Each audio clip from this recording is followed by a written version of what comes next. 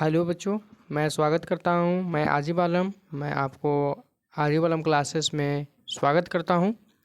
आज किसी भी कारणवश कैमरा नहीं चल रहा है, जिसकी वजह से मैं नहीं दिखा पा रहा हूं। ठीक है, बाकी हम लोग जैसे कल समझे थे उसी तरीक़ा से आज भी समझेंगे।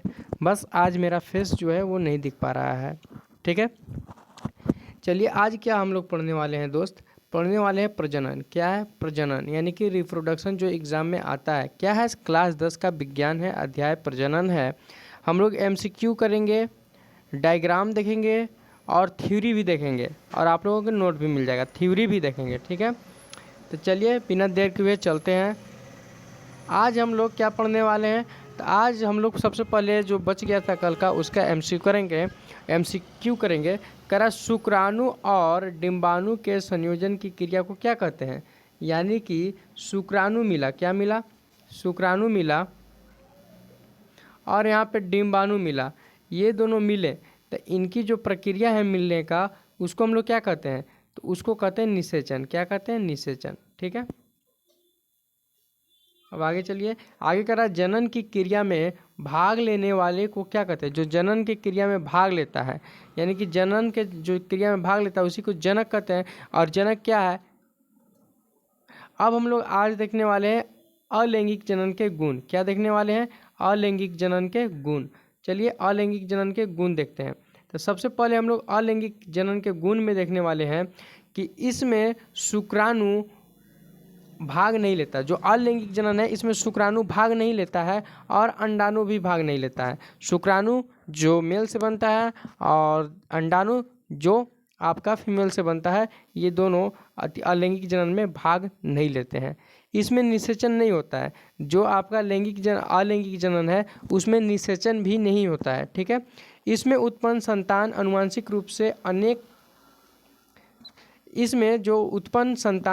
रूप से जनक के समान होता है।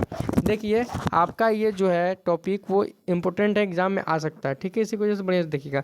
कह रहा है कि इसमें जो उत्पन्न है ना, आनुवंशिक रूप से जनक के समान होता है। मान लीजिए कि एक अमीबा है। क्या है? अमीबा। ये जो है चेंज हो गए,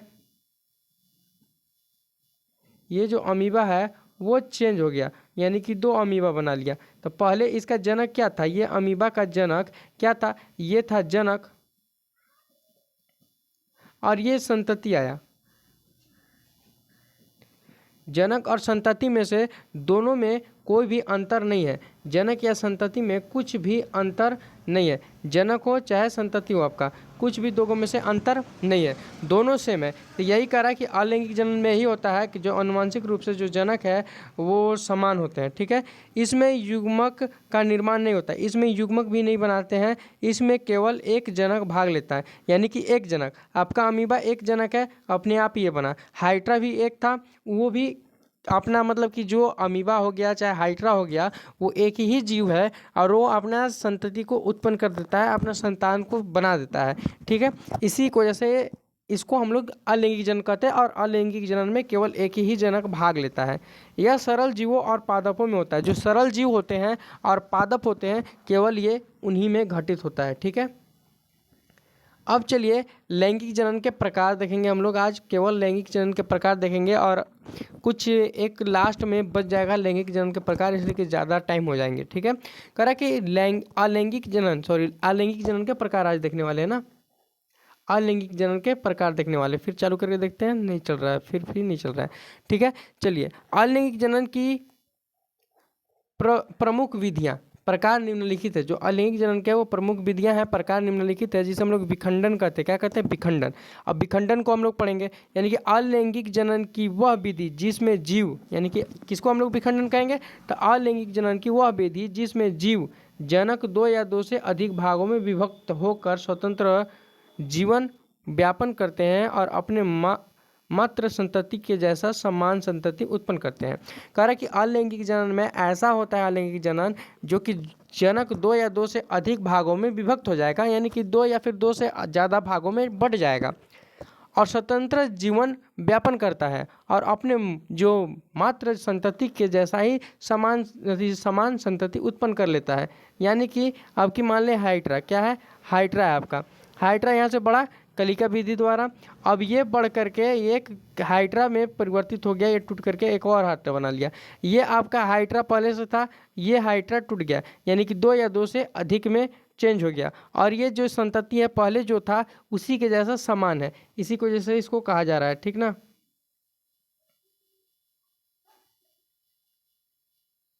ठीक है, क्लियर होगा यहाँ तक कि क्या कर रहा है कि अलैंगिक जनन की वह विधि, इसको लिख लीजिएगा, आ सकता है एग्जाम में। अलैंगिक जनन की वह विधि जिसमें जनक 2 या 2 से अधिक भागों में विभक्त होकर स्वतंत्र जीवन यापन करते हैं, यानी स्वतंत्र जीवन जीते हैं, और अपने जो मात्र जो पहले का संतति होता है उसी के समान हूबहू संतति उत्पन्न कर लेते हैं। उसी को हम लोग विखंडन कहते हैं। विखंडन की क्रिया 2 चरणों में संपन्न होती है। विखंडन के जो है 2 क्रिया, यानी कि 2 खंडन, अति 2 में चीज में, एक द्विखंडन में और एक आपका है द्विखंडन, और दूसरा आपका है क्या, बहुखंडन। यानी कि द्विखंडन और बहुखंडन, यानी कि 2 या 2 से अधिक, क्या बोला है विखंडन, क्या आपका बोला है 2 या 2 से अधिक भागों में बंटता है, तो जो 2 भागों में बटेगा वो द्विखंडन, और जो 2 से अधिक भागों में बटेगा उसे बहुखंडन। ठीक है, अगला देखिए, विखंडन की वह विधि जिसमें जनक 2 भागों में विभक्त होकर स्वतंत्र जीवन व्यापन करते हैं। यानी कि जो विखंडन किसे कहेंगे, जिसमें जो भी जनक है वो केवल 2 भागों में बटेगा और वो स्वतंत्र रूप से अपनी मातृ संतति के जैसा संतान की उत्पत्ति करता है। यानी कि अपने ही संतान के जैसा, मतलब जो उसका जो पहले से संतति था, जो उसका जनक था, जिसके द्वारा वो बना, उसी के जैसा वो क्या करता है, अपना जनक उत्पन्न करता है, संतति उत्पन्न करता है। जैसे में अमीबा पैरामीशियम, जैसे में अमीबा और पैरामीशियम, बार बार कर रहे हैं लेकिन चल नहीं रहा है वीडियो, ठीक है ना। क्या होगा, पैरामीशियम और अमीबा किसका है, द्विखंडन का। अब इसका हम लोग चलिए चित्र द्वारा कुछ समझ लेते हैं।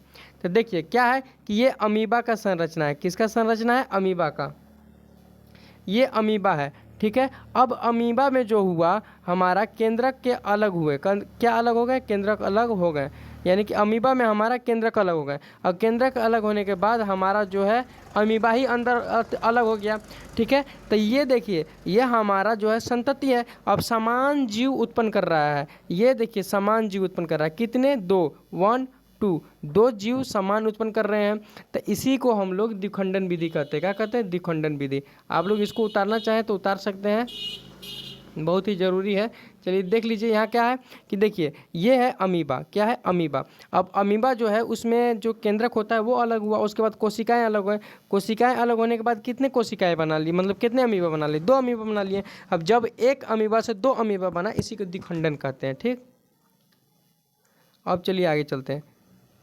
आगे क्या है, आगे है बहुखंडन। अब बहुखंडन किसको कहेंगे, विखंडन की वह विधि जिसमें जीव प्रतिकूल अवस्था में एक कठोर आवरण में सुरक्षित रहता है।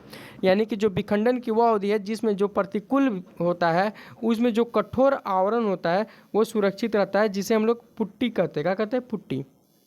यह पुट्टी अचानक फटती है, जो ये पुट्टी होती है अचानक से फट जाएगी, और इसमें बहुत सारे जीव बाहर निकलकर स्वतंत्र जीवन व्यापन करने लगते हैं। जैसे अमीबा पाउचेरिया, इसका उदाहरण क्या है, अमीबा पाउचेरिया। इसमें जो भी जीव होता है वो फट जाता है, और फटने के बाद बहुत सारे जीव बाहर निकल जाते हैं, ठीक है, किसमें, बहुखंडन में। अगला हम लोग देखेंगे मुकुलन। मुकुलन क्या है, तो देखिए अलैंगिक जनन की वह विधि, अलैंगिक जनन की वह विधि जिसमें 2 जीव के शरीर उत्पन्न निकलता है। यानी कि अलैंगिक जनन की वह विधि जिसमें 2 जीव बनता है, जिसे हम लोग मुकुल या कली कहते हैं। क्या कहते हैं, मुकुल या कली। इसका क्या अर्थ है, यह एक प्रकार का अलैंगिक जनन है। क्या, अलैंगिक जनन, जिसमें माता जीव के शरीर से एक छोटा भाग बाहर निकलता है, इस भाग को हम लोग मुकुल या कली कहते हैं। इसे मुकुल से नए जीव का निर्माण मुकुलन कहलाता है। यानी कि कह रहा है कि मुकुल में क्या होता है कि एक जो भी माता जीव रहता है उसमें से एक छोटा सा भाग निकलता है, कली हो गया चाहे मुकुल कह सकते हैं, वो भाग निकलता है और वो मुकुल से नए जीव का निर्माण हो जाता है, उसे मुकुल कहते हैं। देखिए जैसे में मान लीजिए कि आपका हाइड्रा है, क्या है, आपका हाइड्रा है। हाइड्रा में जो होता है यहाँ से कली निकलता है। अब ये कली बड़ा हो जाता है, और बड़ा होने के बाद एक जीव में परिवर्तित हो जाता है, इसी को हम लोग मुकुल कहते हैं। क्या कहते हैं, मुकुल। चलिए हम लोग चित्र से देखते हैं। अफसोस है कि जो वीडियो है वो नहीं, मतलब जो फोटो हमारा चेहरा फेस है वो नहीं दिखा पा रहे हैं, थोड़ा सा क्षमा चाहते हैं इसके लिए, बार बार कोशिश कर रहे हैं फिर भी नहीं हो पा रहा है।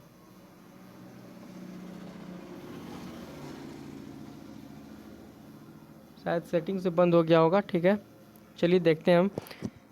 अगला है मुकुल धीरे धीरे बड़ा हो करके एक नया स्वतंत्र जीव बन जाता है। यानी कि मुकुल जो है बड़ा होकर के गते गते क्या नया जीव में परिवर्तित हो जाता है। इस प्रक्रिया को मुकुलन कहते हैं। जैसे उदाहरण हाइड्रा। चलिए अब आप लोगों को मुकुलन दिखाते हैं। क्या दिखाते हैं? मुकुलन। मुकुलन कैसे होता है? ये हमारा हाइड्रा है। और हाइड्रा क्या होता है? मुकुलन द्वारा बढ़ता है। तो मुकुलन क्या होता है कि मुकुलन वह प्रक्रिया है, मुकुलन वह प्रक्रिया है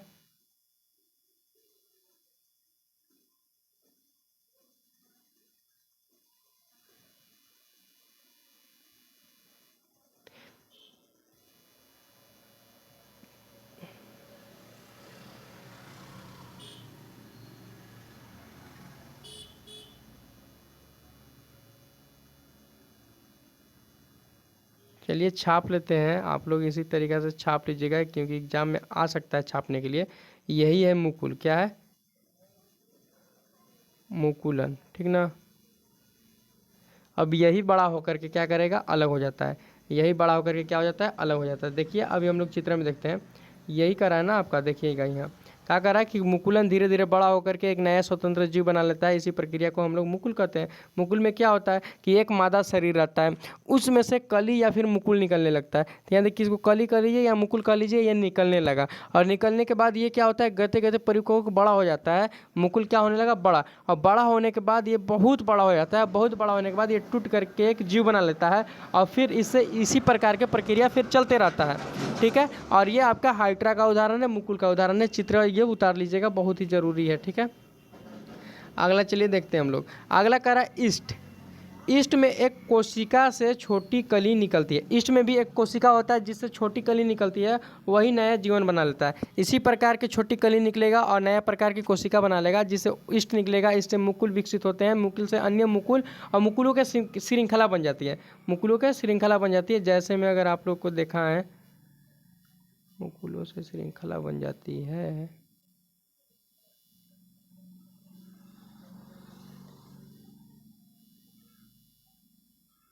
देखिए मान लीजिए ये मुकुल है। क्या है ये?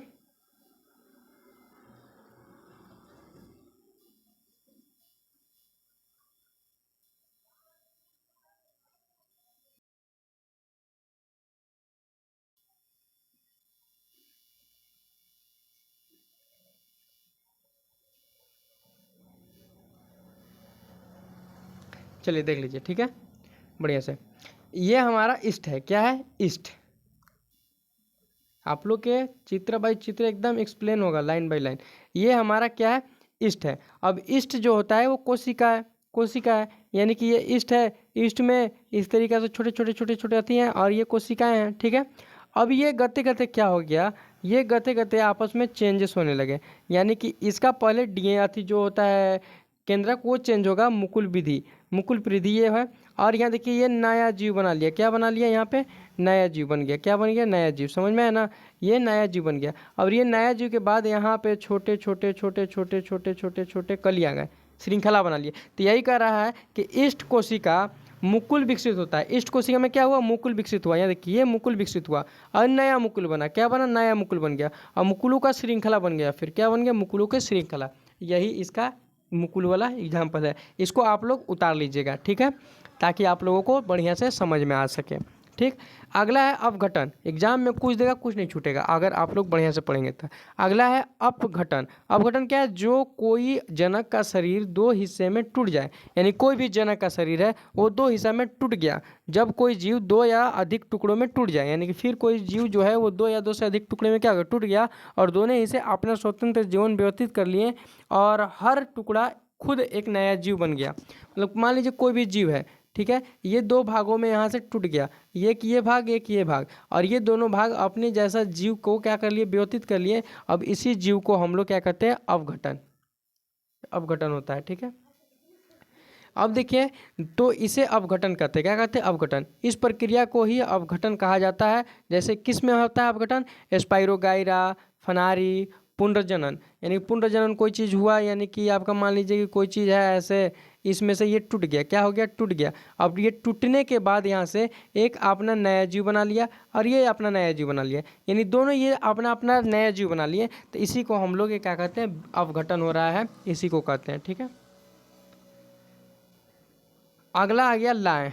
अगला आ गया अलैंगिक जनन की, यानी कि अगला हम लोग पढ़ेंगे अलैंगिक जनन की वह विधि जिसमें जीव शरीर के कटे भाग से नए जीव का विकसित होता है।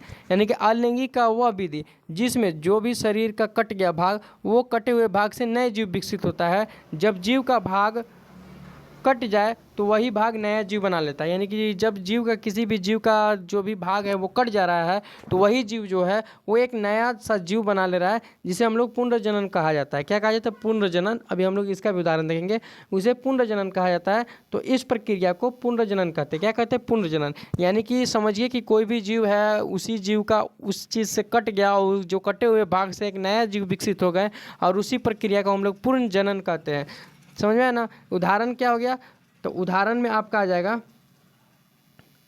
उदाहरण में आ जाएगा फ्लैनेरियम, हाइड्रा, अमीबा, फिलाक्रीम, चिपकिली। केवल पूंछ उगती है, पूरा शरीर नहीं।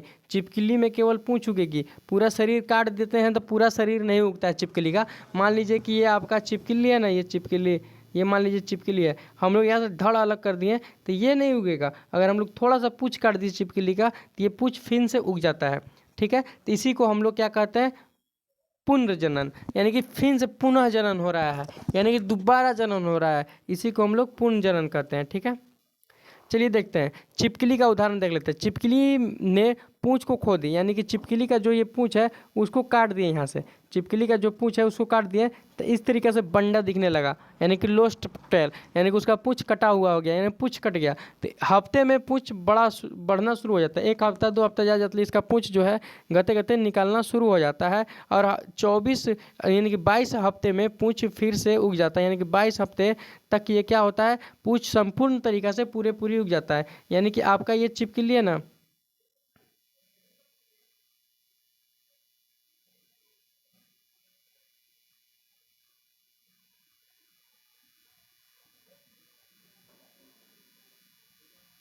देखिए आपका ये चिपकली है ना, तो इसका हम लोग ये पूंछ को क्या किए, पूंछ को काट दिए। क्या हो गया, पूंछ को हम लोग यहाँ से काट दिए।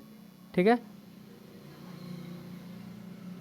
पूंछ कट गया, यहाँ से एकदम सटा करके पूंछ को काट दिए।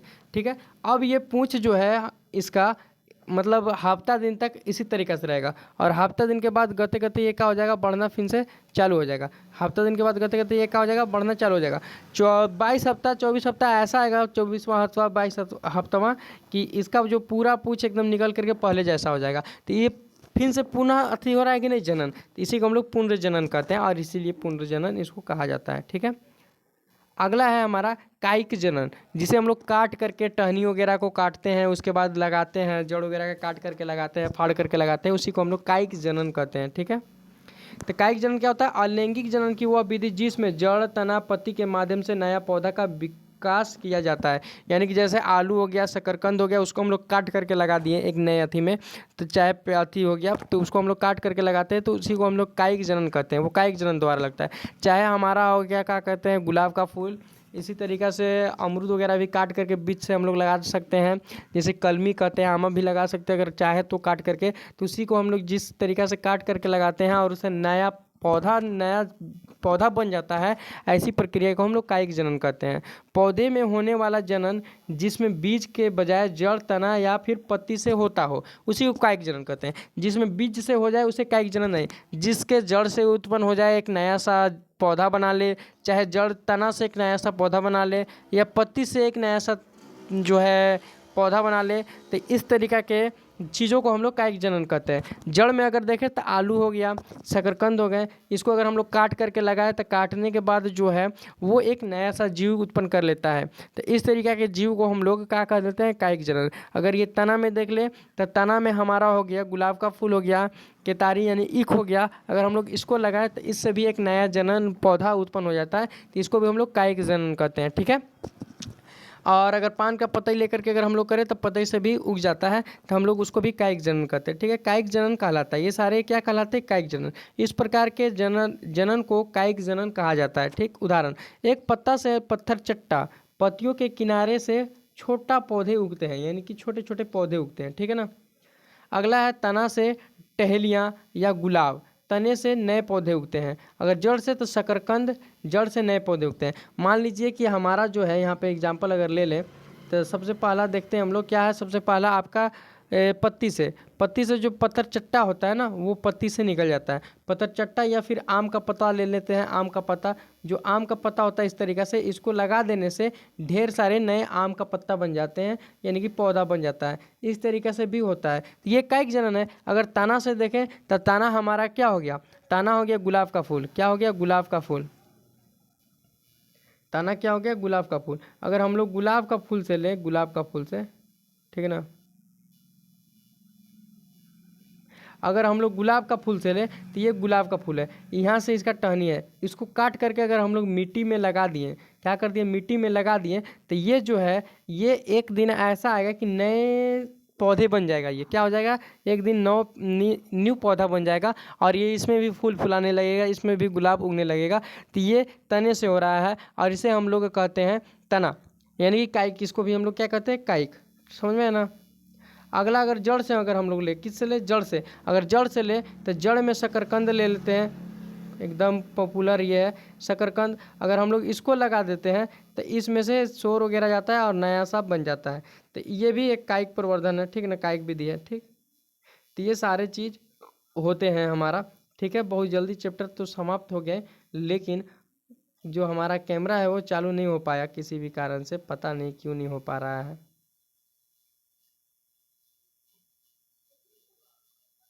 कोई बात नहीं है, ठीक है। चलिए अब आप लोग आज ही वाला हम क्लासेस को, अगर वीडियो पसंद आया होगा तो हर एक चीज़ आप लोगों को चलिए दिखा देते हैं। ये आप लोग नोट कर लीजिएगा, ऑब्जेक्टिव सवाल में पूछेगा कल वाला आती में सबसे शुरुआत में, ये आप लोग नोट कर लीजिएगा। आपका ये पढ़ा है कि जो भी अंतर होता है, जो भी चीज़ नहीं पाया जाता है लैंगिक जनन में, वो क्या क्या होते हैं। तो लैंगिक जनन में शुक्राणु भाग नहीं मिलता है, अंडाणु भाग नहीं मिलता है, निषेचन नहीं होता है। ये अपने मतलब अंतर है, लैंगिक और अलैंगिक जनन का अंतर है। तो इसमें जो अलैंगिक जनन का और अलैंगिक जनन लिखवा दी तो आप लोग की लैंगिक जनन भी पता चल जाना चाहिए। यानी कि इसमें शुक्राणु भाग नहीं लेता है तो लैंगिक जनन में शुक्राणु भाग लेता है, इसमें अंडाणु जनन भाग नहीं लेता है तो लैंगिक जनन में अंडाणु भाग लेता है, ठीक है। इसमें निषेचन नहीं होता है तो लैंगिक जनन में निषेचन होता है। इस तरीके से आप लोग अंतर भी बना सकते हैं। तो अगला है कि उत्पन्न होता है, इससे अगला है कि इसमें युग्मनज का निर्माण नहीं होते, यानी कि युग्मनज भी नहीं बनते हैं। तो उसमें युग्मनज बनते हैं लैंगिक जनन में, ठीक ना। तो इस तरीका के हैं। अगर अगला देखें तो अगला आपका है अलैंगिक जनन के प्रकार, जिसमें हम लोग क्या क्या पढ़े, विखंडन पढ़े, विखंडन पढ़े हम लोग, और विखंडन में द्विखंडन बहुखंडन पढ़े, फिर मुकुलन पढ़े, मुकुलन के बाद हम लोग अपघटन पढ़े, अपखंडन पढ़े, और इस तरीक़े से एक और बच गया है उसको भी पढ़ लेंगे, ठीक है। तो ये हम लोग पढ़े। अब उसमें जो होता है विखंडन में दो प्रकार के चीज़ पढ़े, द्विखंडन और बहुखंडन। द्विखंडन क्या होता है, जिसमें कोई भी एक जीव हो और उससे एक अन्य जीव, दो यानी कि दो अन्य जीव बनाते हो, दो अन्य जीव बनते हो, दो अन्य जीव उत्पन्न होते हो। एक जीव से, जैसे कि अमीबा है, इस जीव से दो अन्य जीव बन रहे हैं, ऐसे को हम लोग क्या कहते हैं, द्विखंडन। और उससे पहले अगर देखें तो विखंडन क्या कहते हैं, यानी कि जनक दो या दो से अधिक होता है और उससे विभक्त होकर के नया एक अपने जो भी जनक होते हैं उसके जैसा संतति उत्पन्न होता है, उसी को हम लोग विखंडन कहते हैं, ठीक है। अब जिसमें अगर विखंडन का उदाहरण अमीबा पैरामीशियम हो गया। अगला चलिए देखते हैं। तो अगला क्या है, रिकैप करा दे रहे हैं आप लोग, ध्यान सुनिएगा। अगला है बहुखंडन। बहुखंडन किसको कहेंगे, जो दो से ज़्यादा हो, क्या हो, दो से ज़्यादा हाथी में टूट करके बनता हो, यानी कि दो से ज़्यादा। कैसे, तो कोई भी गुच्छा है उसको फटने से वो बहुत सारे जीवों में विभक्त हो जाता है, बहुत सारे जीव में उत्पन्न हो जाता है फटने के बाद। जैसे विखंडन की कोई भी विधि है, जैसे हम लोग बीजाणु देखे थे, बीजाणु में क्या था, बहुत सारे कोशिकाएं थे, बहुत सारे बीजाणु थे। अब वो बीजाणु आप फटते हैं, फटने के बाद ढेर सारे बीजाणु बन जाते हैं, और उसी प्रकार से जीव जो होते हैं वो रहते हैं, और उसमें से फटने के बाद बहुत सारे जीव बन जाते हैं, और बहुत सारे जीव बनने के बाद वो जैसा जनक था उसी तरीक़ा से वो बढ़ने लगते हैं, और बढ़ने के बाद संतान उत्पन्न कर लेते हैं, संतति न्यू संतति बना लेते हैं, और वो बहुत सारे होते हैं। इसी की वजह से उसको बहुखंडन कहते हैं। जैसे में इसमें है अमीबा बाउचेरिया। अगला है मुकुलन। अब मुकुलन में हम लोग पढ़े थे कि अलैंगिक जनन होता है, जो कि दो जीव उत्तम निकलता है, यानी कि दो जीव निकलता है। किसी भी मादा जीव है, कोई भी प्रकार का अलैंगिक जनन है ये तो जो मुकुलन है, और इसमें किसी भी प्रकार का मादा है जीव, उससे क्या निकलता है, छोटा सा कली निकलता है या छोटा सा मुकुलन निकलता है, जिसे हम लोग मुकुलन का निर्माण यानी मुकुलन कहलाता है। जिससे मुकुलन निकले उसी को हम लोग मुकुलन कहते हैं। ठीक है, अब ये मुकुलन के बाद क्या होता है कि मुकुल धीरे धीरे बड़ा हो जाता है और आकार में बढ़ जाता है, स्वतंत्र हो जाता है, और इसके बाद ये टूट करके एक नया जीव बना लेता है, जैसे में हाइड्रा। अब देखिए हाइड्रा का एग्जाम्पल, जैसे में हाइड्रा है, यहाँ देखिए यहाँ पे हाइड्रा बढ़ा, क्या हुआ, हाइड्रा यहाँ पे बढ़ा, बढ़ने के बाद मुकुलन बना लिया, मुकुल बना लिया, मुकुल बनाने के बाद इसमें वृद्धि हुआ, वृद्धि होने के बाद ये टूट करके एक नया जीव में उत्पन्न हो गया। ठीक है, ये हाइड्रा का एग्जाम्पल है। ठीक, अगर उसी प्रकार से हम लोग देखें तो ईस्ट होता है। ईस्ट में एक कोशिका से छोटी कली निकलती है, देखिए ईस्ट से एक कोशिका है, इसमें छोटी सी कली निकल रही है। अब ये छोटी सी कली जो है वो क्या करता है कि नए जीव बनाती है, और नए जीव बनाने के बाद ईस्ट में मुकुल विकसित हो जाता है, फिर नया मुकुल बनता है, फिर नया मुकुल में एक श्रृंखला लग जाती है, जिसे हम लोग मुकुलों की श्रृंखला कहते हैं। ठीक है, अपघटन में क्या होता है कि जब कोई भी जनक शरीर से दो हिस्सों में क्या हो जाता है, टूट जाता है, या फिर उससे ज़्यादा हिस्सों में टूट जाता है, और दोनों हिस्से अपना स्वतंत्र जीवन व्यवस्थित कर लेते हैं, और मतलब कि अपना एक अलग सा जीवन बना लेते हैं, नया जीव बना लेते हैं, दोनों मिलकर के अलग अलग प्रकार के एक नया जीव बना लेते हैं। इसी को हम लोग अपघटन कहते हैं। जिसमें अगर इसका एग्जाम्पल पूछ दे, अपघटन का एग्जाम्पल बताइए, अपघटन का एग्जाम्पल बताइए, तो स्पाइरोगाइरा होता है। मेन इंपॉर्टेंट स्पाइरोगाइरा है, एग्जाम में पूछता है स्पाइरोगाइरा, फनारी, पुनर्जनन। ठीक है, इस प्रकार का पुनर्जनन अगर पूछ दे कि पुनर्जनन क्या है, तो पुनर्जनन में हम लोग छिपकली को देखते हैं। किसको देखते हैं, छिपकली को। अगर पूंछ हम लोग केवल पूंछ बढ़ता है छिपकली में, बाकी और कुछ नहीं बढ़ता है। ठीक है, तो इसी प्रकार की चीज़ हम लोग देखते हैं, आप लोग देख चुके हैं, और बहुत अच्छे मज़ा आएगा। इसी प्रकार से हम लोग लेक्चर्स को आगे बढ़ाएंगे, कंटिन्यू रखेंगे। कल लेक्चर नंबर 3 आएगा, और भी मस्त और भी मज़ा आएगा। ठीक है, इसी के लिए आप लोग अगर चैनल को सब्सक्राइब नहीं किए होंगे तो सब्सक्राइब कर लें, और अपने दोस्तों के पास भी भेज दें, ताकि हर एक चीज़ मिल रहा है जो कि पैसे से मिलता है वो मैं फ्री में दे रहा हूँ। बस ये है कि मैं किसी बोर्ड के सामने पूरा एकदम प्रॉपर तरीक़े से खड़ा होकर के नहीं बता रहा हूँ, क्योंकि वो साधन है नहीं। ठीक है, और आज भी किसी के कारणवश हमारा फेस जो कल दिखाए थे वो फेस भी नहीं देख पा रहे हैं आप लोग, इसी के लिए क्षमा चाहता हूँ। ठीक है, आप लोग सब्सक्राइब कीजिए, और चैनल्स को सब्सक्राइब कीजिए, और दोस्तों के पास शेयर कीजिए। चलिए चलते हैं, आज के लिए इतना ही, धन्यवाद।